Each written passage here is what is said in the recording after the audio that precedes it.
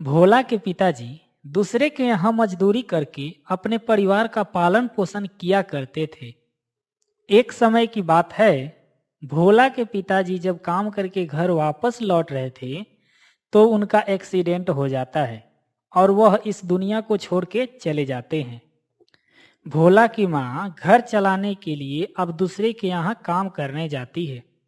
एक दिन भोला की माँ काम करके घर वापस आती है और भोला से बोलती है। भोला, लगता है कि मैं शाम को खाना नहीं बना पाऊंगी क्योंकि मेरा सर दर्द कर रहा है। तुम एक काम करो, अलमारी में कुछ पैसा रखा हुआ है, उसे ले करके बाजार जाओ और मेरे लिए दवाई और शाम को खाने के लिए कुछ खाना लेते आना। भोला पैसा लेकर के बाजार चला जाता है। बाजार से जब वापस घर आता है, तो देखता है कि उसकी माँ बिस्तर पर एक चादर ओढ़ करके सोई हुई है। क्या हुआ माँ? इतने गर्मी में तुम चादर ओढ़ करके क्यों सोई हुई हो?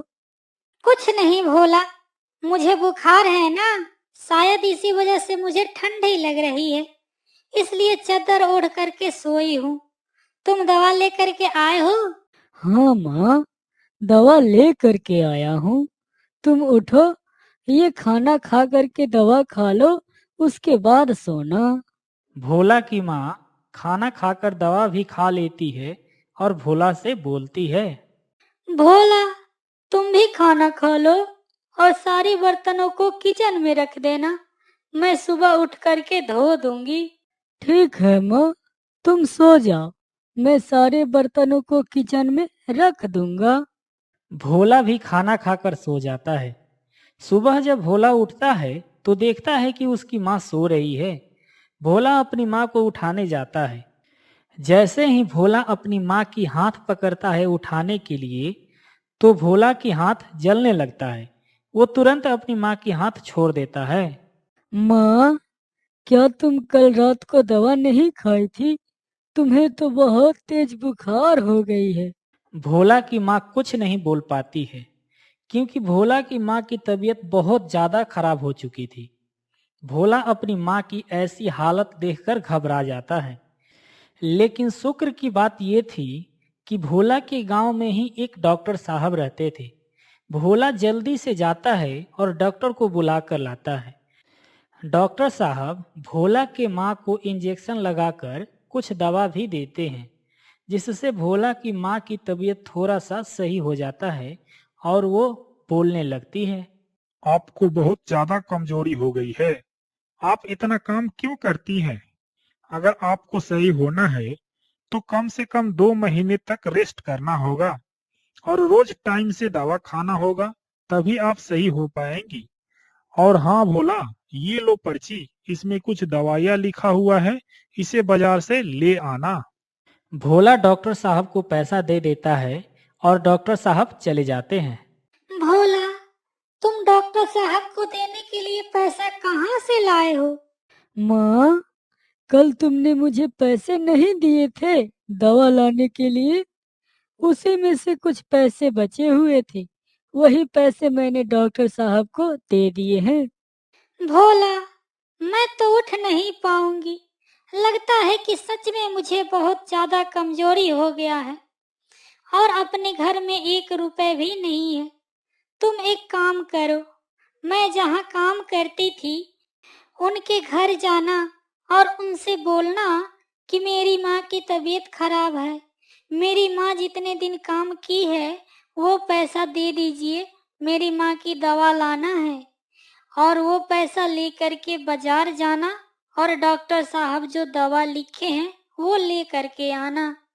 ठीक है माँ, पहले मैं आपके लिए कुछ खाना बना दे रहा हूँ, उसके बाद जाके दवा ला दूंगा, क्योंकि अभी इतना सुबह को दवा की दुकान भी नहीं खुली होगी बाजार में।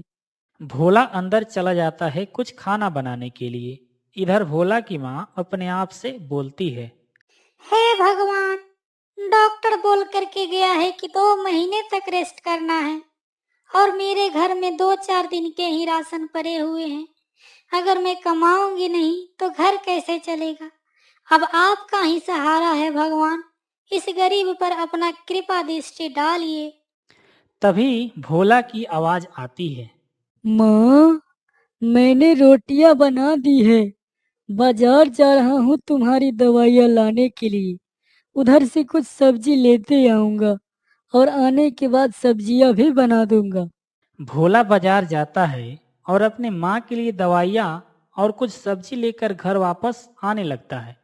घर लौटते समय भोला काफी ज्यादा थक जाता है, इसलिए एक पेड़ के नीचे आराम करने के लिए थोड़ा सा रुक जाता है। तभी वहां पर एक लड़का आता है और भोला की ओर देखकर रोने लगता है।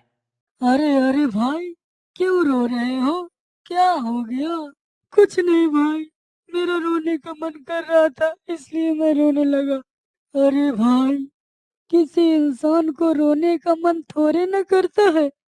कोई न कोई मजबूरी होती है या कोई परेशानी आती है, तभी इंसान मजबूरी में रोता है। बताओ क्या परेशानी है? शायद मैं तुम्हारी कुछ मदद कर सकूं। तुम क्या मदद करोगे भाई, जब पूरा गांव में कोई मदद नहीं कर रहा? तुम तो भला एक अनजान हो। मैं अनजान जरूर हूँ, लेकिन साथ ही साथ एक इंसान भी हूँ। तो बेफिक्र होके बताओ, मैं तुम्हारी मदद कर सकूंगा तो जरूर करूंगा। भाई, मेरी माँ की तबीयत खराब है और मेरे घर में 1 रुपए भी नहीं है। मेरी माँ ही हमारी घर चलाती थी और मेरी माँ की तबीयत खराब हो चुकी है। मैं गांव में सबसे पैसे मांगा, लेकिन 1 रुपए भी किसी ने नहीं दिया। अब तुम ही बताओ, अपनी माँ की दवाइयाँ कहाँ से लाऊं? ऐसे हालात में इंसान रोएगा नहीं तो क्या करेगा? भोला मन ही मन सोचता है, इस बेचारे का भी मेरे जैसा ही हालात है। इसकी भी माँ की तबीयत खराब है और मेरी भी माँ की तबीयत खराब है। भोला के पास पैसे तो थे, लेकिन भोला सोच रहा था कि मेरी माँ की तबीयत खराब हो चुकी है और वो जहाँ काम करती है वहाँ से मैंने पैसे ले लिए हैं। लेकिन भोला फिर भी अपने मन को ये समझाते हुए बोलता है, मैं जो दवाइयाँ लेके जा रहा हूँ इससे मेरी माँ तो ठीक हो ही जाएगी। एक काम करता हूँ, इस बेचारे को भी 500 रुपये दे देता हूँ, शायद इससे इसकी माँ की तबीयत सही हो जाएगी। भोला 500 रुपये देते हुए बोलता है। यह लो भाई, 500 रुपए। मेरी भी माँ की तबीयत खराब है। मैं तुम्हारा दर्द भली भांति समझ सकता हूँ। इस पैसे से कुछ दवाइयाँ ले लेना। भगवान की कृपा से तुम्हारी माँ जरूर ठीक हो जाएगी। बहुत बहुत धन्यवाद भाई, तुम मेरे लिए आज भगवान बन करके आए हो। मैं तुम्हारा ये एहसान जिंदगी भर नहीं भूलूंगा। इतना बोल करके लड़का चला जाता है। भोला भी जाने ही लगता है। तभी वह पेड़ बोलता है जिस पेड़ के नीचे भोला खड़ा था। भोला, रुको भोला, मुझे तुमसे कुछ बातें करनी है। भोला इधर उधर देखता है, वहां पर कोई नहीं रहता है। भोला वहां पर किसी को न पा करके डर जाता है कि आखिर ये कौन बोल रहा है जो दिखाई नहीं दे रहा है। भोला, डरो मत, मैं बोल रहा हूँ। तुम जिस पेड़ के नीचे खड़े हो उसी पेड़ से आवाज आ रही है। मैं एक जादुई पेड़ हूँ और मैं तुम्हारी दरिया दिली देखकर बहुत खुश हूँ। मैं तो सोचता था कि इस दुनिया में इंसान सिर्फ नाम का इंसान रह गया है। जिसको देखो वह एक दूसरे को लूटने में लगा हुआ है। लेकिन तुम्हें देखकर आज मुझे एहसास हो रहा है कि तुम्हारे जैसे इंसान की वजह से ही इस दुनिया में इंसानियत जिंदा है। मांगो, तुम्हें क्या चाहिए? तुम जो मांगोगे मैं तुम्हें वो दे सकता हूँ। भोला डरते हुए बोलता है। आप सच में जादुई पेड़ हैं? मुझे कुछ नहीं चाहिए, बस मेरी माँ को सही कर दीजिए। और हाँ, जिस लड़के को मैंने 500 रुपए दिया है, उस लड़के की माँ को भी सही कर दीजिए। बस मैं यही चाहता हूँ कि मेरी माँ मेरी साथ रहे। भोला, तुम सच में भोला हो। तुम्हारी जगह पे कोई और रहता तो पता नहीं क्या क्या मांग लेता। एक बार और सोच लो, क्या तुम्हें इसके अलावा कुछ और नहीं चाहिए? नहीं नहीं, बस मेरी माँ को सही कर दो। मुझे इसके अलावा कुछ और नहीं चाहिए। ठीक है भोला, तुम घर जाओ, तुम्हारी माँ तुम्हारी इंतजार कर रही है और वह बिल्कुल स्वस्थ हो गई है। और हाँ, मैंने जिस लड़के को 500 रुपए दिया था, उस लड़के की माँ को भी सही कर दो। अरे भोला, उसकी भी माँ बिल्कुल स्वस्थ हो गई है। अगर तुमको यकीन नहीं हो रहा है तो यह जो सामने गांव देख रहे हो, उसी गांव में वह लड़का रहता है, जाके मिल लेना। लेकिन पहले जाओ अपनी माँ से मिल लो, तुम्हारी माँ तुम्हारा इंतजार कर रही है। ठीक है, जा रहा हूँ। आपका बहुत बहुत धन्यवाद। भोला अपने घर जाता है तो देखता है कि उसकी माँ दरवाजे पर खड़ी है। भोला अपने माँ को स्वस्थ देखकर बहुत खुश होता है। जब भोला अपने माँ के पास पहुँचता है तो भोला की माँ बोलती है, तुम्हें पता है भोला, आज तो चमत्कार हो गया।